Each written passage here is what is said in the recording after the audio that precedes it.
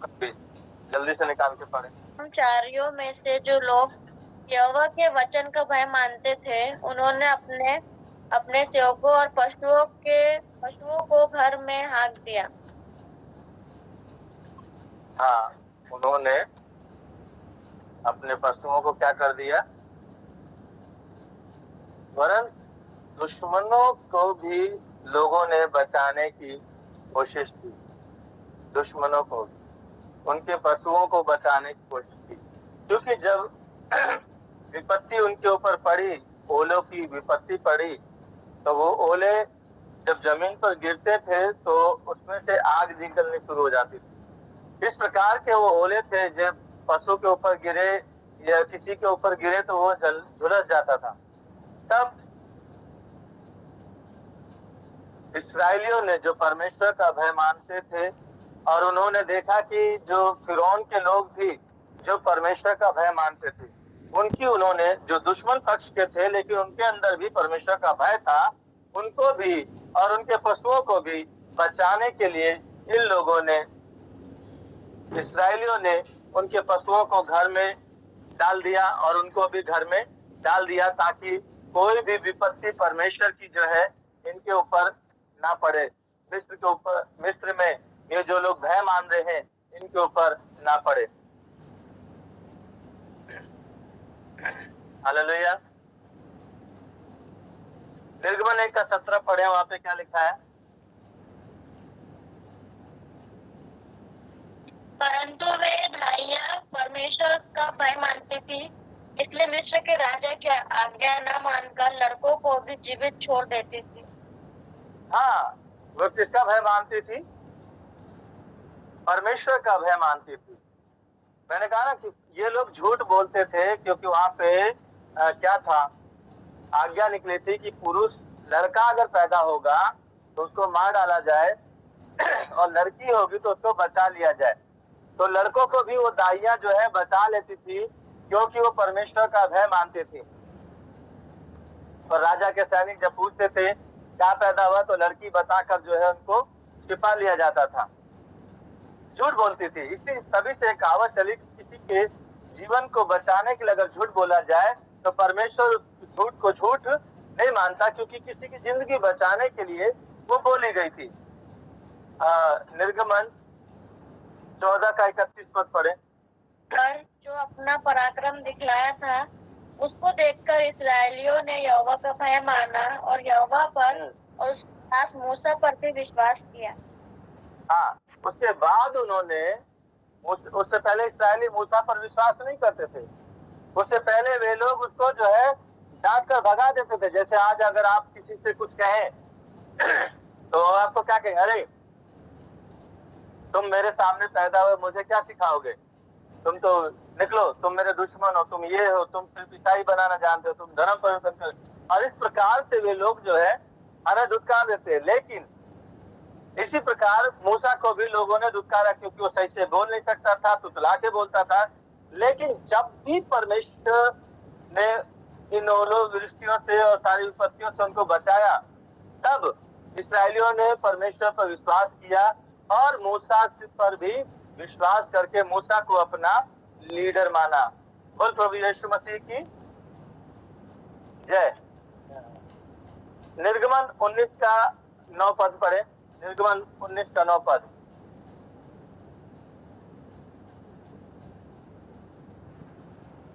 सुन, मैं बादल के अंधियारों में हूँ कर तो तेरा पास आता हूँ, इसलिए कि जब मैं तुझ से बात करूँ तब वे लोग सुने और सदा तेरी प्रसिद्ध करे। और मूसा ने यहोवा से लोगों की बातें का वर्णन किया।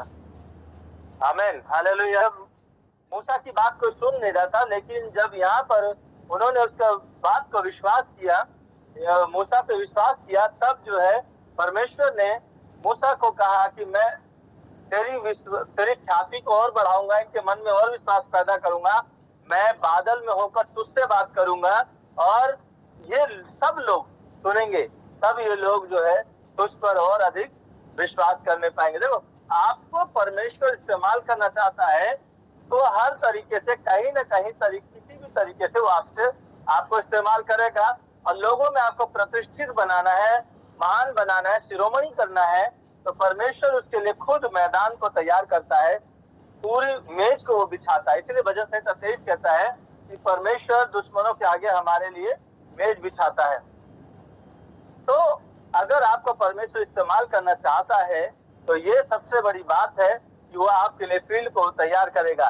बशर्ते आपको क्या करना है, खड़े रहना है। जैसे मूसा खड़ा रहा, उसने कभी नहीं कहा कि प्रभु ये तो मुझे सुन नहीं रहे, ये लोग तो मेरी मान ही नहीं रहे, ये लोग तो विश्वास ही नहीं करे, तो कहते धर्म बदल रहे हो, ये कर रहे हो। कई बार हमारा हौसला टूट जाता है जब हम लोगों को बताते हैं, लोगों से कहते हैं, तो उस समय हमारा हौसला क्या होता है, टूट जाता है। अरे कोई विश्वास नहीं करता, मेरे घर वाले भी विश्वास नहीं करते, अरे बाहर वाले क्या विश्वास करेंगे, ये वो सारी बातें हम बहाने तैयार करके रखते हैं। लेकिन जब परमेश्वर ने आपको ठाना है कि आपको, तो अपने आप को इस प्रकार से खड़े करके रखे, परमेश्वर के प्रति बोले प्रभु मैं यहाँ मौजूद हूँ, तू मुझे इस्तेमाल कर। और जब आप इस प्रकार से परमेश्वर के सम्मुख में बोलेंगे तो परमेश्वर आपको महिमा दिलाने के लिए उस सारी मेज को तैयार करेगा, लोगों के मनों को तैयार करेगा, और लोग आपके ऊपर विश्वास करना शुरू करेंगे। कोई सुने ना सुने, आपका काम है सुनाना, लोग अपने आप विश्वास करेंगे और आपके पीछे चलते हुए आएंगे। बोल प्रभु यीशु मसीह की। आपका रचित सुसमाचार अध्याय 2 और उसका 11 पद भी, वहां पर भी यीशु मसीह पे किसी ने विश्वास किया था। जब काना नगर में परमेश्वर यीशु मसीह ने पहला चमत्कार किया, कितने लोगों को वहां पे यीशु पे विश्वास था? किसी को विश्वास नहीं था, लेकिन माता मरियम को, जो उसकी माँ थी, उसको विश्वास था। इसलिए उसने कहा कि जो यह कहे वही तुम करना। चेलों से कह दिया था उसने। किसी को विश्वास नहीं था, लेकिन यीशु से माँ को विश्वास था, जो यह कहेगी वही तुम करना। हालेलुया। 11 का 45 पर है, यूहन्ना 11:45। यूहन्ना 11:45 के पास आए थे और उसका यह काम देखा था। उनमें से बहुतों ने उस पर विश्वास किया। बहुतों ने उस पर विश्वास किया, वो काम देखा, वो अद्भुत काम देखा, तब विश्वास किया। इसी प्रकार से अगर आपके ऊपर कोई विश्वास नहीं कर रहा, आप किसी को सुसमाचार सुना रहे हैं, अगर उस पर विश्वास नहीं कर रहा कोई, तो आप क्या कर सकते हैं? आप उनके घर की समस्या के लिए प्रार्थना कर सकते हैं। कोई ऐसे व्यक्ति को आप ढूंढ सकते हैं जो बिल्कुल लाचार है, जिसको सब जानते कि ये असंभव है, न डॉक्टर कर सकता, न वैज्ञानिक कर सकता, न तांत्रिक, न मांत्रिक, कोई नहीं कर सकता कुछ भी। इसके आप उस विषय के लिए प्रार्थना कीजिए परमेश्वर से, परमेश्वर आपको शिरोमणि वहां पर करें। और जब आपकी प्रार्थना के द्वारा वह ठीक हो जाएगा तो लोग विश्वास करना शुरू कर देंगे और आपके ऊपर विश्वास करेंगे और आपकी बात को मानेंगे, क्योंकि वो सब जगह से थक चुके होते हैं। तो ऐसा कोई पैरालाइज का व्यक्ति, ऐसा कोई व्यक्ति हो जिसे आप देखते हैं, आप प्रार्थना करना शुरू करें, परमेश्वर वहां पर काम करना शुरू करेगा। बोल प्रभु यीशु मसीह की। हालेलुया। देखते हैं गिनती की पुस्तक अध्याय 15 उसका 31 पद। का वचन तुच्छ जानता है और उसकी आज्ञा का टालने वाला है, इसलिए वह प्राणी नाश किया जाए, उसका अधर्म उसी के सिर पर पड़ेगा। परमेश्वर ने आज्ञा दिया था कि जो परमेश्वर की बात को नहीं मानेगा, जो परमेश्वर की वाचा को नहीं मानेगा, जो परमेश्वर की उपस्थिति में नहीं आएगा, चर्च में नहीं आएगा, मिलाप वाला तंबू के सामने नहीं आएगा, उसको क्या किया जाए? उसका अधर्म उसी के ऊपर पड़ेगा, उसको नाश कर दिया जाए। ये उस समय की परमेश्वर ने आज्ञा दी थी कि जो यहोवा के वचन को तुच्छ जानता है और उसकी आज्ञा को टालने वाला है, इसलिए वह प्राणी नाश किया जाए। जैसे कि हम लोग टाल देते हैं ना, अरे ठीक है आज नहीं ज्वाइन होते, आज हम जल्दी लेफ्ट हो जाते हैं, आज हम ये कर लेते हैं, अगले संडे देख लेंगे, कल देख लेंगे, कल पूरा सुन लेंगे। जब हम इस प्रकार से टालते हैं परमेश्वर की बातों को, तो परमेश्वर हमसे श्राप देता है, हमें आशीष नहीं देता। या तो ये बीच में लेफ्ट ना करें। और ये ज्वाइन उनके लिए नहीं है जो कभी नहीं आते। अगर आप डेली सुन रहे हैं परमेश्वर के वचन को, परमेश्वर आपसे चाहता कि आपको कुछ इस्तेमाल करके बनाए, तो अगर उसके ऊपर आप उसकी अवहेलना, नाश किया जाए और उसका खून उसी के ऊपर पड़े, उसका कोई भी दोषी ना पाया जाए। हालेलुया। उसका दोष किसी पे भी नहीं लगाया जाएगा, वो खुद दोषी ठहरा जाएगा।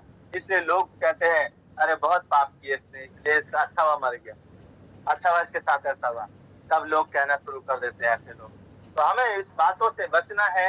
तो हमें परमेश्वर की आज्ञा की अवहेलना नहीं करना, बीच में लेफ्ट नहीं होना, या हम डेली रेगुलर अगर हम सुन रहे वचन को, रेगुलर बाइबल को पढ़ रहे हैं, तो हमारे पास बहाना कुछ भी नहीं होना चाहिए।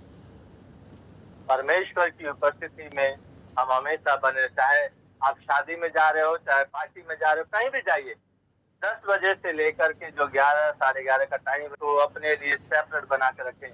क्योंकि आपका थोड़े समय का मनोरंजन आपकी पूरे हफ्ते के लिए विनाश का कारण बन जाएगा, ये ध्यान कर लीजिएगा। तो आप क्या चाहते हैं कि थोड़ी देर की हंसी मेरे पूरे हफ्ते के आंसू में बदल जाए? सर क्यों यह काम किया जो उसकी दृष्टि में बुरा है? इसी उरिया को तूने तलवार से घात किया और उसकी पत्नी को अपनी कर लिया, और उरिया को अमोनियों की तलवार से मरवा डाला।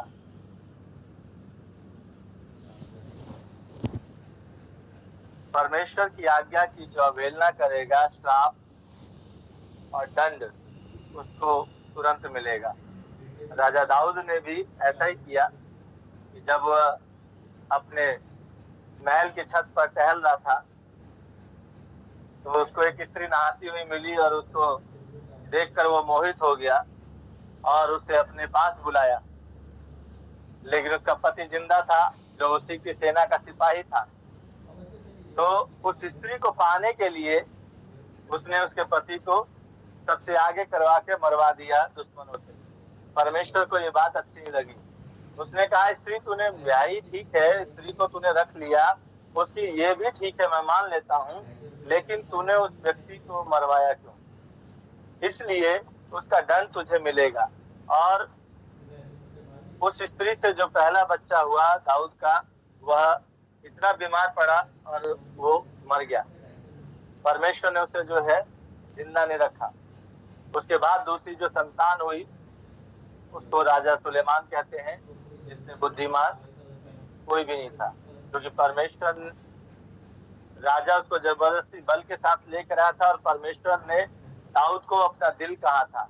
अब दिल जो कहता है भैया, उसकी बात तो माननी पड़ेगी ना परमेश्वर को भी।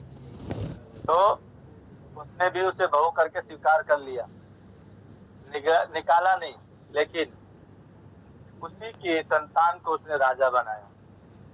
दाऊद के बाद अगर कोई राजा बना, तो जब परमेश्वर की आज्ञा का अवहेलना करोगे तो परमेश्वर आपके जीवन को नाश करेगा, ये ध्यान रखना।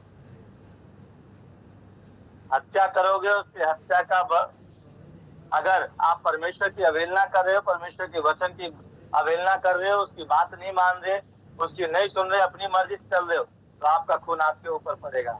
और यदि आपको कोई ऐसा करवा रहा है तो उसका दंड आपको तो मिलेगा ही मिलेगा, लेकिन उसको भी मिलेगा। इसलिए क्या करें?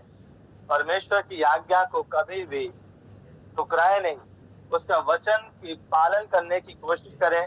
चाहे आपका कुछ भी नुकसान हो, चाहे आपका करोड़ों का नुकसान हो, अगर आप उसके वचन के अनुसार चल रहे हैं तो जितना भी आपका नुकसान हुआ है, परमेश्वर उसका 7 गुना देने के लिए तैयार है। बोल प्रभु यीशु मसीह की। यशायाह 30 उसका 12 पद पढ़े।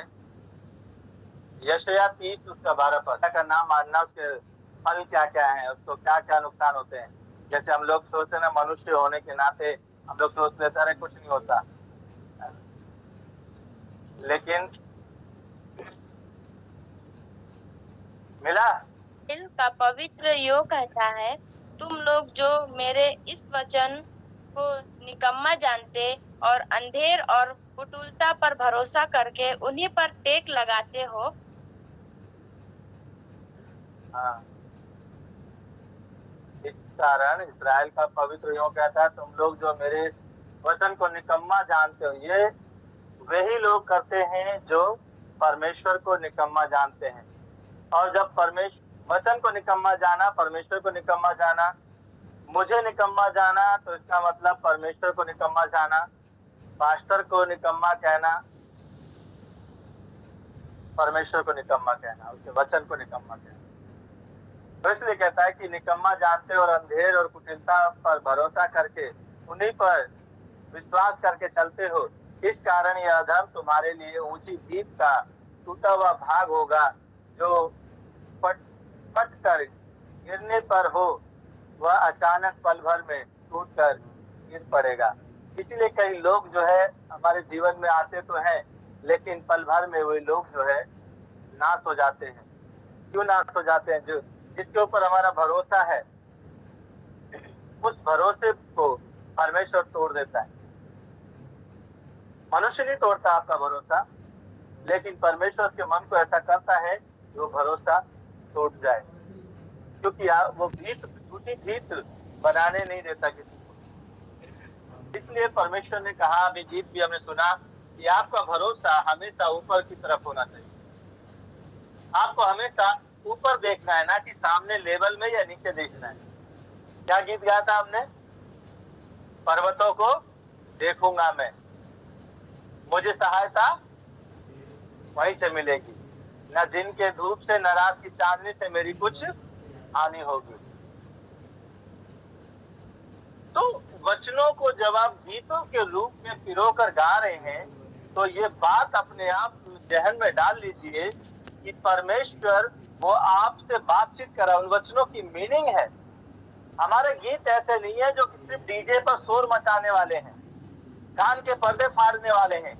हमारे गीत वचन के द्वारा मनों को छू लेने वाले, आत्मा को तृप्त करने वाले ऐसे वो गीत हैं, जो सड़कों पे नहीं बजते, रोडों में, मंदिरों पे जोर जोर से चिल्ला कर नहीं बजते, जिसे लोग सुनते हैं, थोड़ी देर आनंद मनाया, उसके बाद भूल गए। नहीं मेरे प्रियो, परमेश्वर की बातों को कभी भी निकम माना, उसके वचन को निकम माना जाता नहीं। तो जितने भी हम आशीष मिलनी होता और उसका 20% मरेगा, ना तो पुत्र पिता के अधर्म का भार उठाएगा और ना पिता पुत्र का। धर्मी को अपने ही धर्म का फल और दुष्ट को अपने ही दुष्टता का फल मिलेगा। यीशु मसीह की ये बातें समझ लीजिए। कई बार बेटे का कर्ज, अरे बाप का कर्ज बेटा चुकाता है, लेकिन कई बार परमेश्वर जब हमें आशीष देता है और हम खुद गलत चल रहे हैं, बेटों को नहीं सिखा रहे, बेटियों को नहीं सिखा रहे, तो उनका भार भी हमारे ऊपर ही आता है। वो नहीं उठाएंगे, लेकिन हम पर ही वो आएगा। तो हम इस बात को थोड़ा सा सावधान रहने। इब्रानियों की पत्री अध्याय 10 उसका 28 पद पढ़े। मूसा की व्यवस्था का ना मानने वाला 2 या 3 जनों की गवाही पर बिना दया के मार डाला जाता है। आप सोच लीजिए, ये मूसा की गवाही पर मार डाला जाता है, लेकिन आज तो ग्रेस है, हम सबके ऊपर अनुग्रह है, और ये टाइम भी बहुत जल्दी खत्म होने वाला है। इसलिए हमें अपने आप को इस ग्रेस पीरियड में ही अपने और अपने खानदान के लिए हमें क्या करना है? आशीष मांगना है। इसमें सुरक्षा लेनी है अपने पूरे खानदान के लिए, कि प्रभु हमारे जीवन को बचा लिया जाए। हमारे जीवन को प्रभु तू कृपा कर, मदद कर, इसमें किसी भी प्रकार से कोई श्राप ना आने पाए। क्योंकि कल हमने पढ़ा था कि जो भी परमेश्वर देता है उसमें पाप नहीं मिला होता, उसमें श्राप नहीं होता, उसमें दुख नहीं होता, उसमें आशीष रहती है, और उसका फल वो भोगने पाता है, उस आशीष को भोगने पाता है और उसको आनंद लेने पाता है। मैं और आप कहाँ पर नीति वचन 16 का 20 पद क्या कहता है? जो वचन पर मन लगाता है वह कल्याण पाता है, और जो यहोवा पर भरोसा रखता है वह धन्य होता है। ठीक है, स्पष्ट वचन हम डेली पढ़ रहे हैं और 7वीं बार हम पढ़ रहे हैं, खत्म करने के लिए जा रहे हैं। उसी प्रकार से अगर हम नहीं समझेंगे इन वचनों की कीमत को, तो ये वचन फिर हमारी कीमत नहीं समझेंगे। बाइबल अगर आपके पास है तो उसे डेली पढ़ें, आनंद ले उसका, और उसे काम करने का मौका दे आपके जीवन में। और यदि आपके घर में बाइबल सिर्फ पढ़ी हुई है अलमारी में सजा करके, तो याद रखिए कि अगर आप बाइबल को नहीं पढ़ रहे तो यह जीवित वचन है, जिंदा वचन है, और जिंदा वचन को यदि आप बांध करके रखोगे, जीवित व्यक्ति को आप बांध करके रखोगे, तो वह सांप के अलावा हमें आशीष कभी नहीं देगा। तो